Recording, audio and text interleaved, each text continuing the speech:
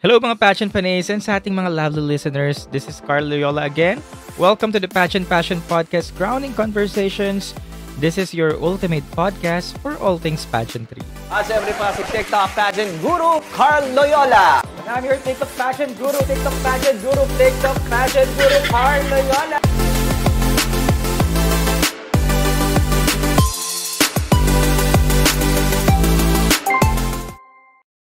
Alright, so for today's episode, pag-uusapan nga natin ang isa sa mga batch ng Binibining Pilipinas na sabihin na natin ang hirap manalo na kung ikaw ang naandon, nag-compete ka during that edition, mukhang may hirapan ka talagang makakuha ng corona. So I'm talking about the batch 2022 of the Binibining Pilipinas. Binibining Pilipinas 2022! Sabihin na natin na maraming batch na Binibining Pilipinas na sasabihin natin successful, diba? Kagaya ng 2013, isa sa mga batch ng Binibini na successful kasi nanalo tayo ng Supra doon, nanalo tayo ng International, tapos nag-semis dun sa pinagdalhang pageant kay Cindy, and then si Ara nag-runner-up sa Miss Universe, so masasabi natin successful yon. And then 2015, syempre successful batch yun kasi nga nanalo si Pia ng Miss Universe. Same as 2018, nanalo si Catriona ng Miss Universe. And then sinasabing mahirap talunin si Catriona kaya sinasabing natin mahirap yung batch niya ng 2018. Mahirap talaga manalo doon. 2016 as well, mahirap din manalo siguro. Unpredictable ang edition na yon with Kylie Versosa, Maxine Medina, and others. But for me, siguro in this era, in these recent years after the pandemic, ang pinakamahirap na mapanalunang batch or edisyon ng Binibining Pilipinas ay yung nangyari noong 2022. Yes, given na kahit wala na nun yung Miss Universe Philippines title, binaglalabanan na lang nun na top round ay ang International, nandun pa of course ang Intercon, Globe, Grand, and runner-up titles, pero still mahirap manalo sa batch na yun dahil nga mga kalabanin mo, mga dekalibre talaga. So balikan natin yung listahan ng mga delegates during that year. So ito nga, napabrowse ako kayo sa Wikipedia, nakita ko yung mga pangalan ng mga delegates, no? Talaga namang mga dekalibre talaga, no? There are 40 contestants of the Binibining Pilipinas back in 2022. So isa-isahin natin. Una si Stacy Kainta. So nung pinakilala si Stacy noon, newbie siya at talaga namang may buzz na yung pangalan niya at yung candidacy niya. So mahirap talunin si Stacy during that year kasi nga biglang nagpakilala si Stacy. Bigla siya nagpakilala at talaga naman nakita natin yung kalibre niya na talaga namang kaabang-abang na hanggang sa nag-progress na nga yung pageant, nag-finals na at nakuha niya nga yung second runner-up finish. So nag-MUPH this year at nakakuha ulit ng first runner-up finish. Kaya naman, isa siya sa mahirap kalabanin during that time. Nandiyan din si Camarines Sur, Crisalyn Moreno, nung time niya. Nag-Miss Universe na to, inaugural edition, and then nag-crossover sa Binibini. And okay din to, pero hindi siya nakakuha ng placement during that year. And then there's pageant veteran from the city of Carcar during that edition, Jane Henobisa, na ngayon nga ay nakakuha ng semis sa katatapos lang na Miss Cuba International Pageant, at si Jane nga ay kilala natin na paikot-ikot na bago siya sumali dito sa Binibining Pilipinas ay nanggaling din siya sa MUPH 2021st edition. Alright, next, ang sentimental favorite ng lahat, Karen Lori Mendoza, na nag-graduate na lang sa pageantry na hindi man lang nakatapak or nagkaroon ng international title or pageant. So, yun, dalawang beses to sumali. 2021, 2022, at yun nga, hanggang dun lang din ang inabot. Medyo naging masalimutan journey ni Karen dahil talagang kung meron tayo minsan na sinusubo na yung corona, pero kay Karen mukhang hindi sinubo talaga yung corona eh. Talagang hindi umuugma yung destiny talaga sa kanya eh. But still, malay naman natin, Miss Universe pala, yung talagang nakatapat kay Karen, no? Given na wala na rin namang age limit ngayon. So, malay natin, makita ulit natin sa mga susunod na edisyon or maituloy niya pa rin ang pageant journey niya. Next, Elda Aznar, Davao del Sur. Yun nga, si Elda Aznar na El Tukuyo to back in the 2022 at akala ng lahat na inaasahan mag-semis to pero hindi nga nag-semis dahil napakalupit din ng cut during that edition. Di ba, mantakin nyo, ilan lang ang pinili? 12 ba o 10 lang? Napaka higpit at 40 sila, 40 sila, tapos ang nag-semis lang. During that edition ay 12 lang, at sa 12 na yon talaga namang best of the best na dahil pa nga naiwan, di ba? Kaya si Elda ang isa sa mga na-El Tukuyo during that edition. Then next, Graciela Liman, ang sentimental favorite din ng lahat, kagaya ni Karen na hindi na rin nagkaroon ng representasyon pagdating sa international pageant. Actually, magkagaya nga sila ni Karen nang naging fate na ganun, as in ganun, magka-batch sila nung 2021, magkasama ng 2022, at mukhang hindi nga talaga sa kanila sinubo ang corona dahil mukhang ayaw ng corona sa kanila. Yun.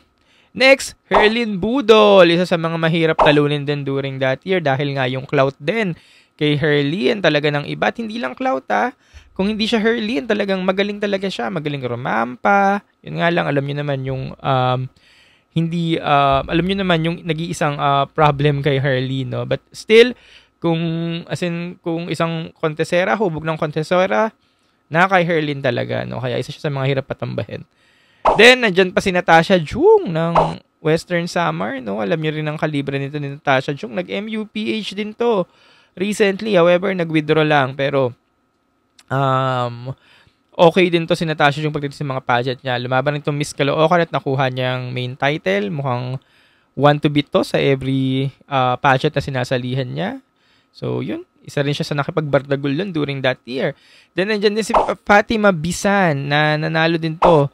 After na binibining Pilipinas stint niya, nakapanalo na to ng iba't ibang mga pageants, national pageants dito sa bansa. So, nakakala rin na lahat na magsisemi siya nun, pero hindi rin umubra yung lahat Then, nandiyan din si Miss Amis Oriental SL May Pabilaran na after din ng binibining Pilipinas stint niya na kung saan na rin napadpad na pageant, no? So, mga veterans talagang papatumbahin mo noong 2022. Yan. And then, Joanna Day ng Bulacan. Ayan. Okay din ang prototype nito during that year. Napakagandang bata. However, talagang kinulang. And Chelsea Fernandez, of course, the eventual Miss Globe during that year from Tacloban. And until now, ayan, wishlist pa rin ang karamihan si Chelsea Fernandez. Grand daw, ganyan. Tingnan natin. Recently lang nasa kasanggayahan siya pero hindi nga natuloy yung kasanggayahan. So, hindi na natin alam kung saan siya pupunta after. Then, Ira Patricia Malaluan from Quezon Province. Ayan, nag-Miss Earth din to. Top contender to sa Miss Earth this edition 2024. However, yun nga, hindi nag-materialize ang lahat. Elemental Queen lang ang nakuha, and yep, mukhang graduate na rin to sa pageantry Next, Nicole Borromeo, ang effortless Nicole Borromeo na talaga namang kahit hindi naka-attend ng press presentation, yun nga yung naging issue natin sa kanya no? Hindi siya naka-attend ng press presentation, baka hindi na ma-penetrate ang competition, pero talagang umalagwa, no? Kasi naman talaga si Nicole Borromeo, effortless talaga ang beauty na kahit wala yang gawin, talagang inay na yan ng organization at ng judge, hindi na naalis ang mata, kaya naman pagdating ng finals, siya na talaga yung inakyat. Kasi nga, effortless yung beauty. At talaga namang nagtugma lahat kay Nicole Borromeo dahil nakakuha siya ng runner-up spot sa international pageant niya. At siya ngayon nakakuha ng top crown noong 2022. And yun. Masasabi natin, dark horse ba? Emerging frontrunner. Dark horse yung status niya, yung candidacy niya during that year. Kasi di naman siya yung inaay ng lahat for the international title nun Tapos siya ngayon nakakuha. Siguro may mga nag-aay sa kanya pero binabaka sakali na lang. Pero yun nga, nag-materialize lahat. Kaya Gina G, si Nicole Borromeo. And ngayon, wishlist ko siya Miss Universe. Ayan, mag-Miss Universe Philippines siya. Pero kasi nga, may local franchise ang Cebu. So, kailangan niyang dumaan sa local pageant. Kaya naman, wag na, mag-Miss Grand ka na lang, Nicole. Ito train lang to pero ganito na yung hanap talaga ni Uncle Yung ganito mukha yung Josa, effortless. Is train na lang, train ni CJ. Yan, baka naman maloka si Uncle dyan. Yun. Joanna Rabe na andun din yung edition. Isa rin tong crossover from Miss Universe Philippines. Nagda Miss Philippines. Tapos ayun, papatumbahin mo rin to ng 2022 edition. Yan. Cyril Payumo, of course, nandun din. Ayan, ang eventual Miss Charm natin. El Tocuyo rin to noong 2022. Pero, MUP-ish crossover, na koronahang Miss Charm. Ana Valencia Lacrini nandun din. Papatumbahin mo rin to. Marami nag-aay kay Ana Lacrini noong 2021. Or I mean, noong 2022 nung batch niya. Marami nag-aay sa kanya sa international. Pero, talagang may kinulang kay Ana Lacrini, no? Especially styling niya. Kinulang siya ng 2022. Buti lang bumalik siya. Okay na. Nung pagbalik niya, inaay pa rin niya international title pero sa Globe nilagay si Ana Valencia Lacrini. Next, Gabriel Basiano. Ayan, iconic na rin to si Gabriel Basiano. Yung 2 beses nagbibining Pilipinas. Nanalo ng national costume. Nag-best in long gown 2 beses back to back. Kaya naman iconic na rin to si Gabi. At ngayon, hindi pa rin tapos ang pageant journey na to. Inaay pa rin siya. Grand International nga daw. So, tingin nyo guys, what are your thoughts for Gabi sa Grand International? I-comment nyo na lang dyan. But still, hindi pa rin tapos ang pageant journey nito eh. Ako, gusto ko siya makita sa Miss Grand International. Yes na yes. Then, there's Jasmine Di Makulangan na El Tocuyo. Dahil nga, sobrang dami nilang inaay talaga during the 2022 edition. Sobrang dami magagaling. Mga del kalibre, veterana. 12 lang yung semis. Yan, isa si Jasmine Di Makulangan sa mga na El Tocuyo. Bumalik to, repeater to during 2022. Nag-semis the previous year, pero El Tocuyo the following year. Same sila ni Graciela. Iliana Maria Aduana, nandun din. At sino nga mag-aakala na ang Iliana Maria Aduana na nakilala natin ng 2022 edition na hanggang ngayon, siya ang top-notch na inaay for the Miss Universe crown, Miss Universe Philippines 2026 crown. However, hindi naman nagparamdam ang Iliana dahil hindi nga siya sasali. Dahil nga may appointment, dahil nga walang appointment system ang Laguna, kailangan dumaan ng local pageant. So baka ayun yung isa sa mga naging dahilan. But still, Iliana Aduana isa sa mga nagda-top notch na wishlist ngayon for the Miss Universe Philippines 2025. Malamang hindi pa tapos ang pageant journey nito.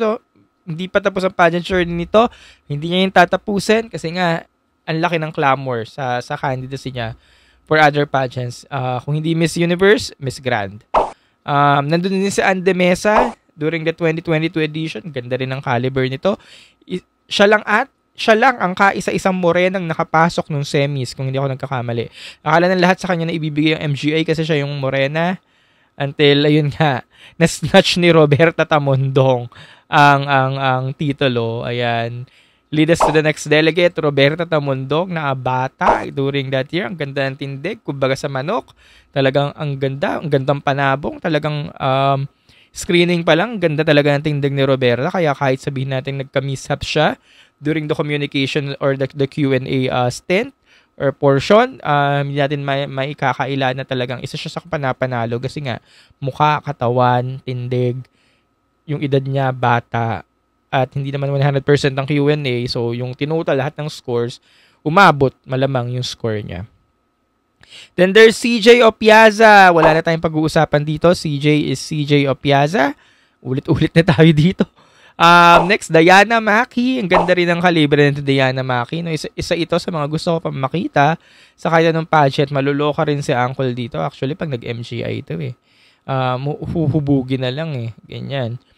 And then lastly, Jasmine Omay. Jasmine Omay are one of our sentimental favorites back in the 2022 edition. And buti na lang talaga.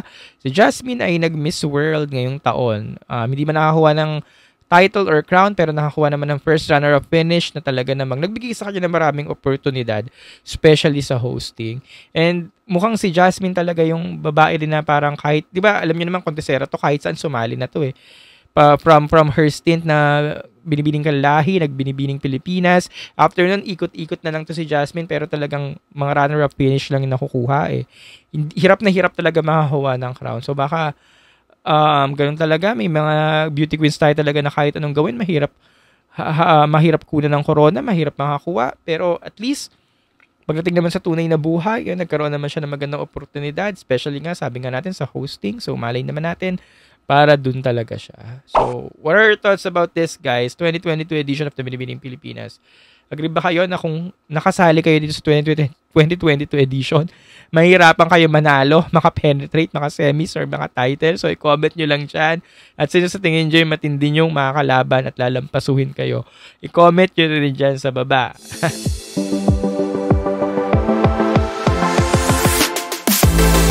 Alright, again, before we wrap up, we will answer some of your burning questions in our Q&A segment. So if you have questions that you'd like me to answer in our future episodes, be sure to send them in our comment section para mabasa ko yan. At kung gusto nyo i-shoutout ko rin kayo, type nyo lang dyan yung name nyo para sa susunod na episode, shoutout ko kayo. So again, thank you so much for tuning in today's episode of the Pageant Passion Podcast, Grounding Conversation. So if you enjoyed this episode, please, utang na loob, mag-subscribe na kayo at i-like nyo na rin itong video para makagawa pa tayo ng mga susunod na episode. Again, don't forget to follow me on all my social media accounts para maka-update kayo sa mga susunod nating mga ganaps. Until next time, mga pageant fanays, stay fabulous, keep shining, and paalam. Siyempre pa si TikTok Pageant Guru Carl Loyola. And I'm your TikTok Pageant Guru, TikTok Pageant Guru, TikTok Pageant Guru Carl Loyola.